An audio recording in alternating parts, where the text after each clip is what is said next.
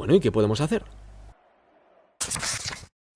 Tras el escándalo de los papeles de Panamá, se publica el manifiesto de las 300 economistas, donde economistas de diferentes ideologías, entre ellas algunas de las más reconocidas del momento, denunciaban el obstáculo que suponía la existencia de jurisdicciones opacas para el desarrollo y demandaban voluntad política para erradicarlas. La comunidad internacional puede poner en marcha acciones inmediatas y las sugerencias que se han venido haciendo van en dos direcciones. Primero, contra la opacidad. Por ejemplo, se propone la creación de un catastro mundial, un registro internacional con todos los títulos financieros y sus propietarios, más un sistema de intercambio automático de información fiscal entre los estados. En segundo lugar, contra la elusión fiscal. Algunos abogan por exigir a las multinacionales que desglosen sus cuentas país por país y que los impuestos estén debidamente asociados a su actividad económica en cada uno de ellos. Por otro lado, también se han propuesto soluciones tributarias globales, como un impuesto global sobre las grandes fortunas o un impuesto global sobre sociedades, grabando directamente todo el conjunto de ganancias de las multinacionales.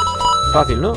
Pues claro que no. Ni las guaridas ni los evasores van a renunciar a su negocio, y nada de esto es posible sin la voluntad firme de los estados más afectados. Pero de momento las acciones no son muy contundentes. Como mucho se publican inocentes listas negras para presionar un poco, pero se puede y se debe ir más lejos. Por ejemplo, Submon propone sanciones comerciales a las guaridas por medio de aranceles en proporción a las pérdidas que generan, y el Nobel de Economía Joseph Stiglitz propuso que las guaridas fiscales no cooperativas fuesen expulsadas del sistema financiero mundial.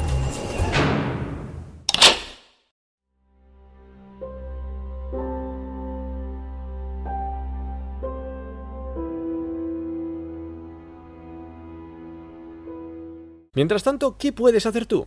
Primero, no les votes. Exige con tu voto que los partidos políticos se comprometan en la lucha contra las guaridas fiscales.